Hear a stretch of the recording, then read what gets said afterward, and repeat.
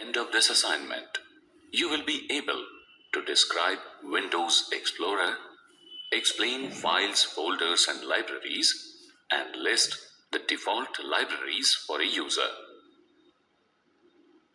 Windows Explorer is a file manager application which provides a graphical user interface for accessing the file systems. It is sometimes referred as Windows Shell, Explorer.exe, File Explorer, or simply Explorer. Windows Explorer is one of the default icons in the Windows 10 taskbar. Click the taskbar icon to open Windows Explorer. You can also click Start, scroll down the alphabetical list on the left to Windows System, and click. From the drop-down list, select File Explorer. In a computer, a file is an object that contains a collection of related information. Each item, whether it is a plain text document, a letter in Word, or contains music, is called a file. A computer represents files with icons. By looking at a file icon, you can tell what kind of file it is. Some common file icons are displayed here. The name of a file consists of two parts, the file name and the extension. Different types of files are stored with different extensions. For example, a document created using Microsoft Word 2013 is stored with the extension .docx, while a document created using Notepad is stored with the extension .txt. A folder is a container in which you can store files. Arranging files into logical groups makes it easy to locate any particular file. You could see that a folder is a named area on a disk that is used to store related subfolders and files. A folder within a folder is known as a subfolder. The Libraries feature in Windows 10 makes it easier to manage your files and folders.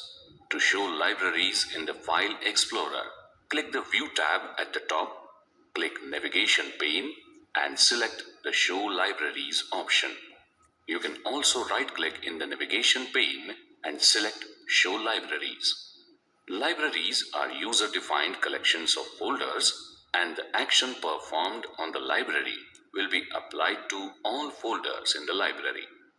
Libraries let you access and arrange items from one or more folders quickly without moving them from their original location. Libraries themselves don't store your files or folders. Instead, they point to different folders on your hard disk or on an external drive attached to your computer. This gives you easy access to a category of files no matter where they are stored. For instance, if you have music files in folders on your hard disk and on an external drive, you can access all of your music files from one place using the Music Library. By default, a new user account in Windows 10 contains 6 libraries for different file types. These are Camera Roll, Saved Pictures, Documents, Music, Pictures, and Videos. Use the Camera Roll library to save photos captured using the Camera app. Use the Saved Pictures library to save pictures from other apps. Use the Documents library to organize and arrange word processing documents, spreadsheets, presentations, and other text-related files. Use the Pictures library to organize and arrange the digital pictures from the camera, scanner, or pictures received through email from other people. Use the Music library to organize and arrange digital music, such as songs that you copy or rip from an audio CD or download from the internet. Use the Video library to organize and arrange videos, such as clips from a digital camera or camcorder, or video files downloaded from the internet. You have reached the end of the assignment. You have learned Windows Explorer, files, folders and libraries, and default libraries for a user.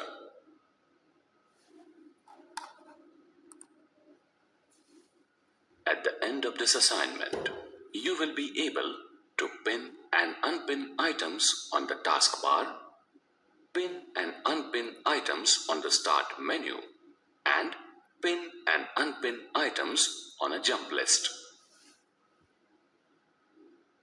Pinning is a great way to add shortcuts to your most often used programs in Windows 10.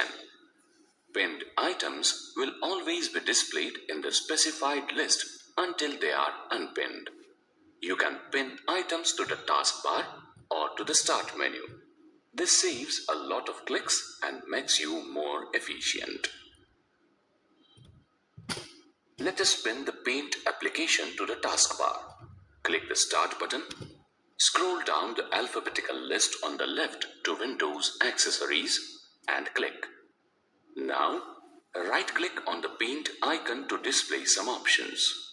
Click More to display more options and click Pin to Taskbar. The program will be pinned to the taskbar. You can also pin the program to the taskbar by dragging it. For this, click the icon from the Start menu, hold the mouse button down and drag it to the taskbar. The program is pinned to your taskbar. To unpin an item from the taskbar, right-click on the icon and select Unpin from Taskbar. If you use a program regularly, you can create a shortcut to it by pinning the program icon to the Tiles section of the Start menu. Right-click the program icon you want to pin to your Tiles section and then click Pin to Start. Similarly, to remove a program, right-click the icon and then click Unpin from Start. Removing a program icon from the Start menu does not remove it from the All Apps list or uninstall the program. Jump lists for any application or a program on the taskbar provide quick access to the things that you use most often. To view the jump list for a program, right-click the program icon on the taskbar. You will see a list of recently used items. To pin an item from this list, right-click on it and then select Pin to this list or click the Push Pin icon. To unpin an item from the list, right-click on it and select Unpin from this list or click the Push Pin icon once again. To open an item from a jump list, click the item. You have reached the end of the assignment. You have learned pinning and unpinning items on the taskbar, pinning and unpinning items on the Start menu, and pinning and unpinning items on a jump list.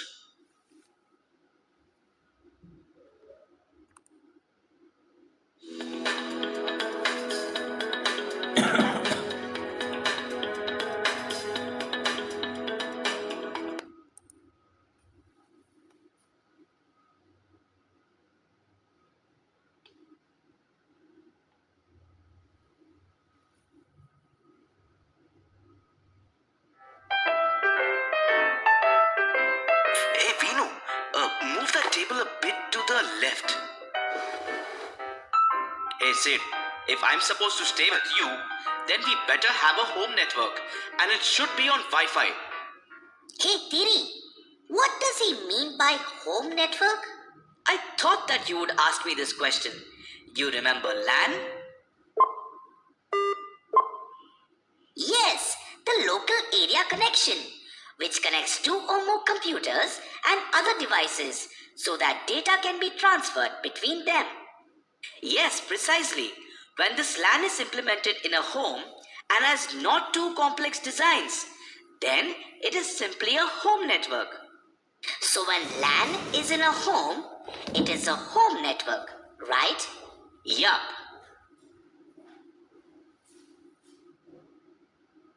Now this looks okay. Let's go and get that Wi-Fi router to set it up. Wi-Fi? Yeah, fine. Anyways, you have bought it for me. And what's this Wi-Fi business that Vino was talking about? Well, you remember that LAN is generally connected by using wires and cables? Of course, I was just stuck in so many. Well then, Wi-Fi or wireless LAN uses an access point, which is a device which uses radio waves to communicate and transfer data between computers and devices. But Tiri, how does the device send and receive wireless LAN signals? For that, Miri, computers have a small adapter or chip in them. This enables the computer to transfer data over Wi-Fi.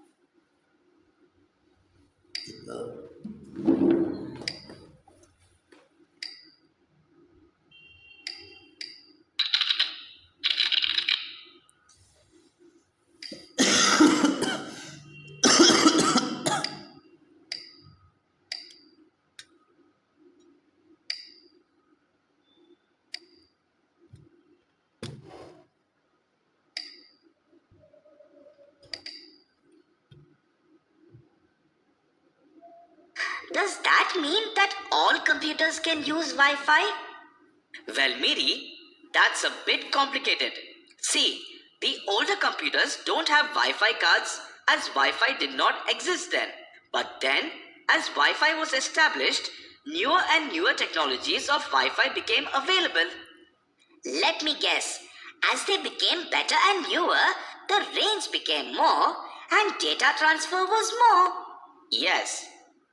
As newer protocols were introduced, like A, B, G, and N, the data rate increased from 12 megabits to 300 megabits, and range also increased dramatically. Good. So when we get my tablet computer for my birthday, I will be able to use the internet in here without any wires.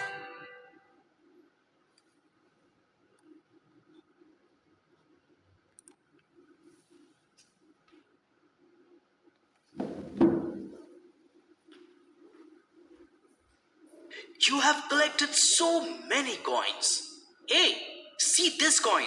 It was printed during 1947. Wow!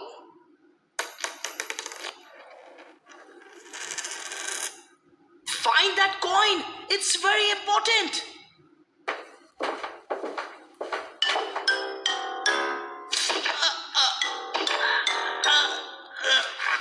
Got it. This is one of the rare coins. Now, give me a nice coffee. And by the way, really impressive coin collection, buddy. Hold on, Miri. I will unplug the cables first and then take you out of this whole mess.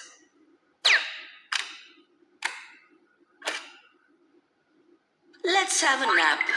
Because once they come, it will be a lot of noise again.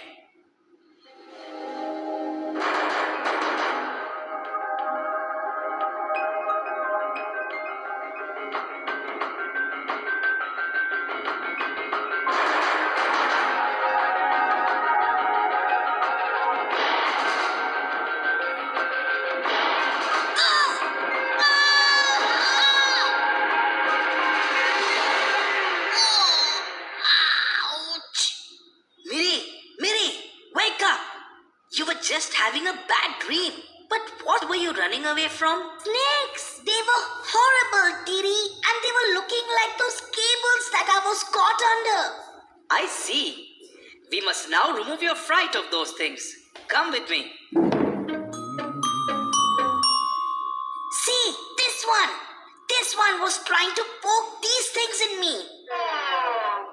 Miri, that is called a cable. They can be either single pair twisted or 6-pair twisted and are used for telephones or Ethernet. So, what is this one? It looks scary even like this. That cable is called a coaxial. Instead of multiple thin strands in the twisted pair, this has a thick copper wire. It has a capacity 80 times that of twisted cables, and this type of cable is used for television signals and so on. This one was nice. It had got light coming out of its tips. That's a fiber optic cable, Mary. It uses pulses of light through these tubes of glass to transfer data. It has 26,000 times more capacity to transfer data than a twisted pair. I hope I won't have nightmares like that again. You better not be scared of something this simple. But remember, Thiri, it took 3 different types of cable to tie me down in the morning. That's how strong I am.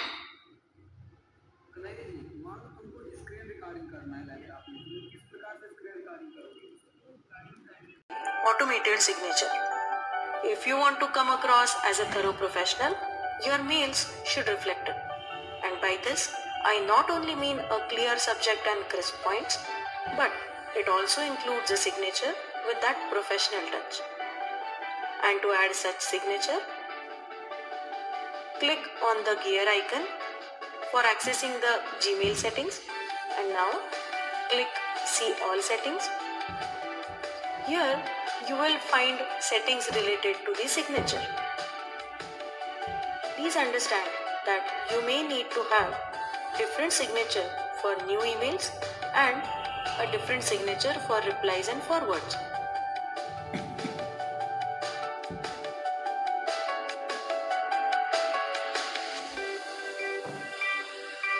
But in any case, remember these things. Number 1, it should be only 2 to 3 lines. That is your name, title and company along with your phone number. Number 2, no need to include your email. You are already sending email through it. And number 3, please do not include any inspirational quotes. It feels too flashy. In case of replies, you may not include your number and title or company name, as the person might already be knowing these details. So well, I hope this will help you send your emails in a more professional way.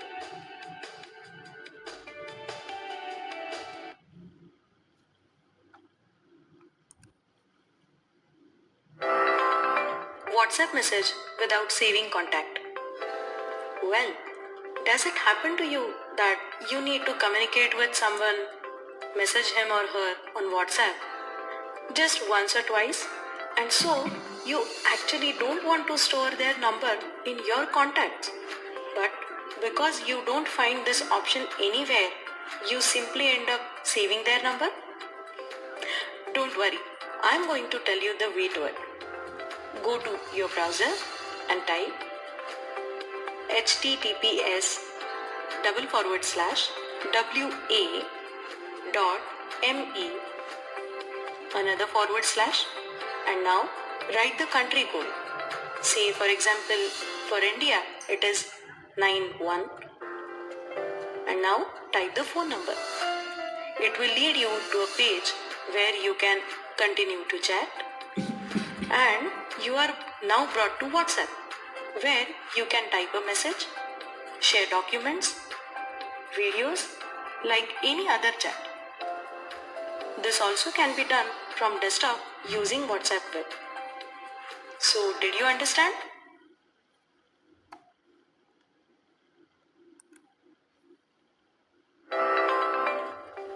WhatsApp font formatting.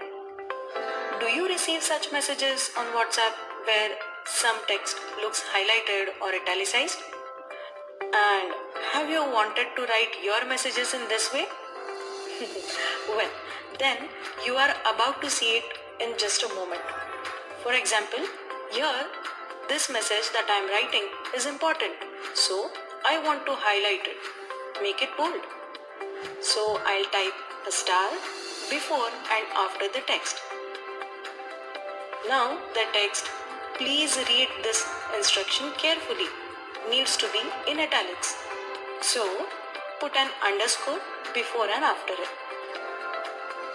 Now complete the message and send it. See, the desired font formatting has been applied. That's it. Quite handy, huh?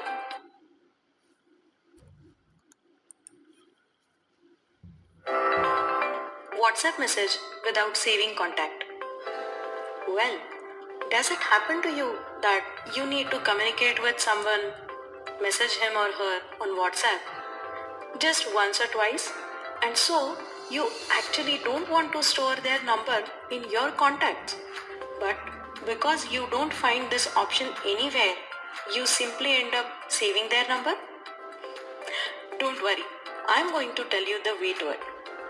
Go to your browser and type https://wa.me, another forward slash, and now write the country code.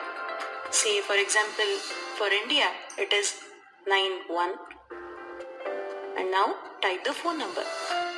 It will lead you to a page where you can continue to chat, and you are now brought to WhatsApp, where you can type a message, share documents, videos, like any other chat. This also can be done from desktop using WhatsApp Web. So, did you understand?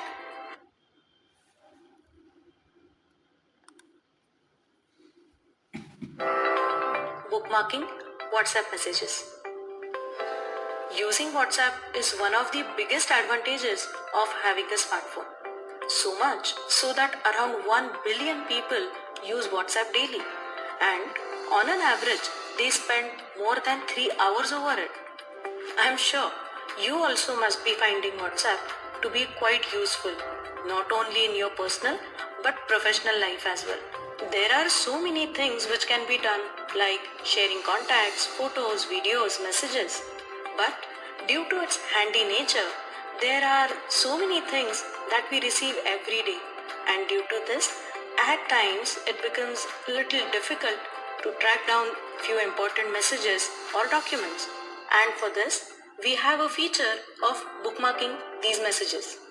Like here, say I want to bookmark a specific address shared with me. So I'll just select it and click on the star icon here, so that now this message is bookmarked. Similarly, I can bookmark few other messages, documents as well. And whenever I need these again, I can simply go to menu and click Start Messages, and the list of these starred messages appears in front of me. And from here, I can very easily find out the desired message. Isn't it easy? It is equally easy from WhatsApp web login.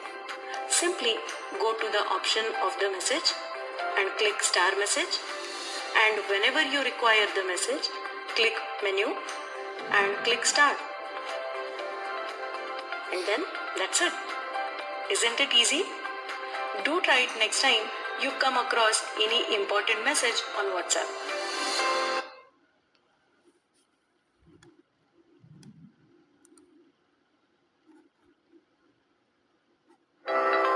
WhatsApp mark to answer later.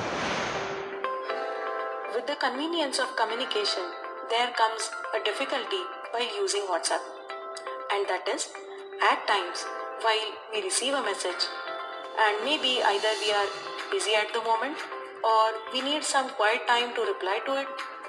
For that moment, we just read that message and leave it. Later, at times, we can forget to reply to it, and don't worry, it is a common thing. But it might create a misunderstanding and wrong impression about you. Have you ever faced it? Well, then let that be the last time. You can mark these messages to answer later. Just select the chat, go to menu and click Mark as Unread. Now you can see a round mark stating it is still unread. You can mark it even while you are using WhatsApp web. Simply go to the chat, click the drop down and select Mark as Unread. With this, now whenever you are free or ready to answer to this message, you can go to chat and reply without missing it. Isn't it the most responsible way of using WhatsApp? Do make it a practice. Bye.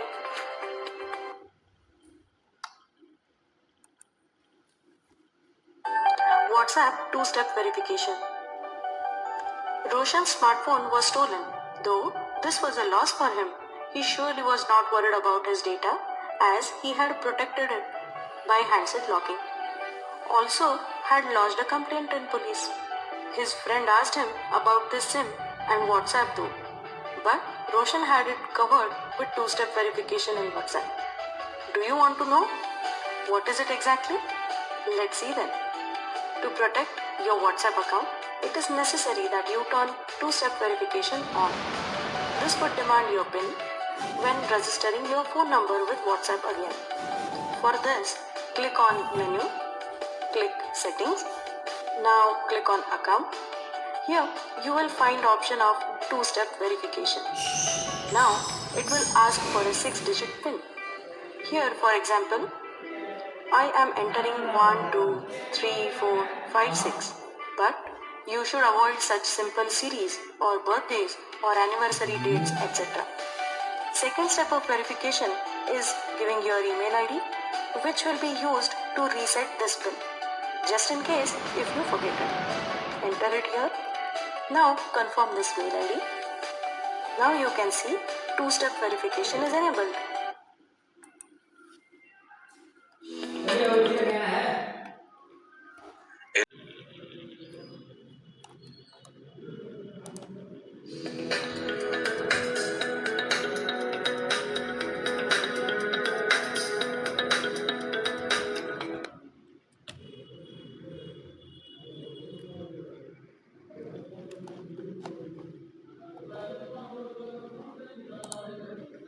In order to start typing correctly, it's important to know where your fingers should rest on the keyboard when they are not actively typing a letter. To maximize the range your two hands can reach, they should be positioned in the middle of the keyboard. Your left fingers should be resting on the letters A, S, D, and F, and your right fingers should be resting on the keys J, K, L, and semicolon. Both your thumbs should be resting on the space bar, the long key in the lower center of the keyboard. This set of 8 keys is known as the home row. It's very important to remember this position because every time you type a letter, the finger that was used should move back to the home row. On most keyboards, the F and J keys have a slight bump in the form of a raised bar or dot on top, so your index fingers can easily tell when they are back on the home row. Does your keyboard have these bumps? If so, close your eyes and try to position your index fingers on them. Then position the other 6 fingers in their home row positions as well.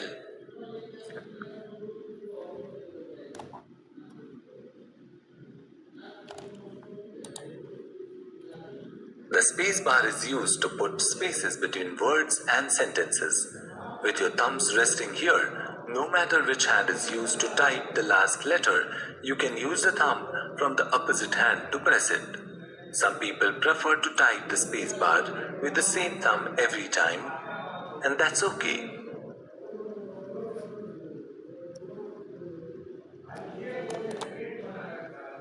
The enter key is one of the most important keys on the board.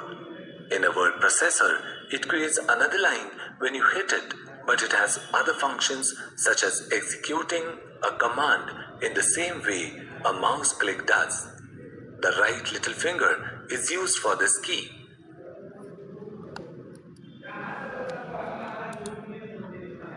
So each of the 8 home row keys is pressed with a different finger. Let's press the first 4 keys and then the next four with a space in between. A, S, D, F, then press space.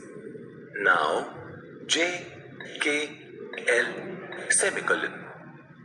Now press enter and type the same letters again.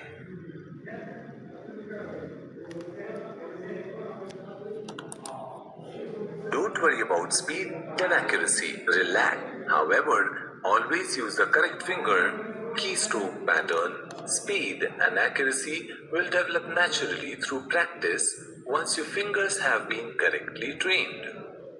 No talking. Typing requires concentration. Talking disrupts the learning process.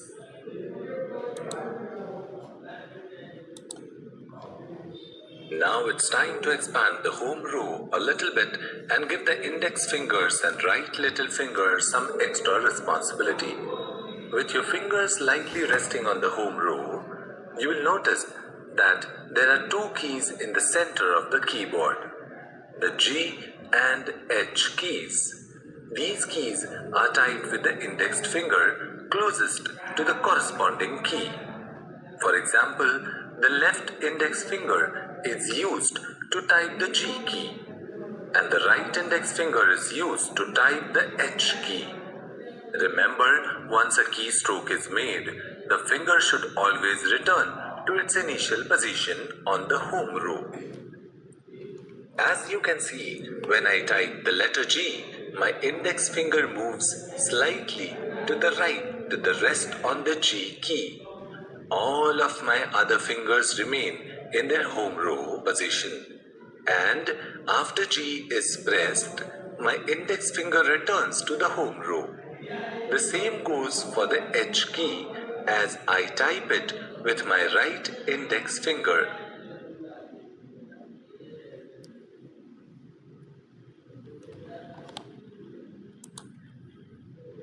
Press the apostrophe key by simply moving the little finger slightly to the right of its home row position.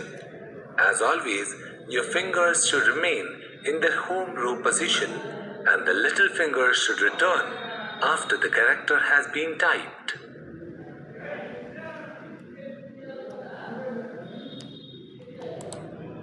Do you have an extra 15 minutes?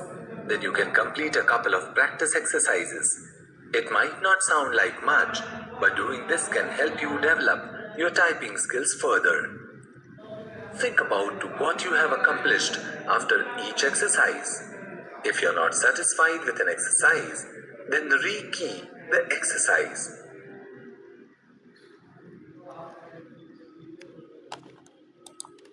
There's one last character on the home row that we still haven't talked about, the apostrophe key.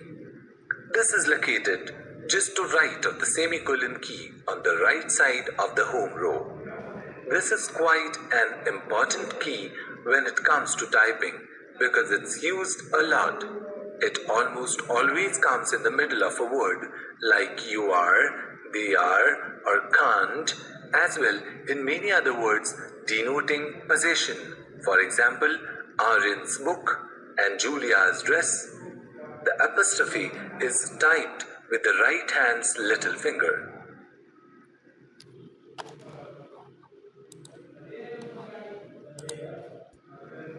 Press the apostrophe key by simply moving the little finger slightly to the right of its home row position. As always, your fingers should remain in their home row position and the little finger should return after the character has been typed.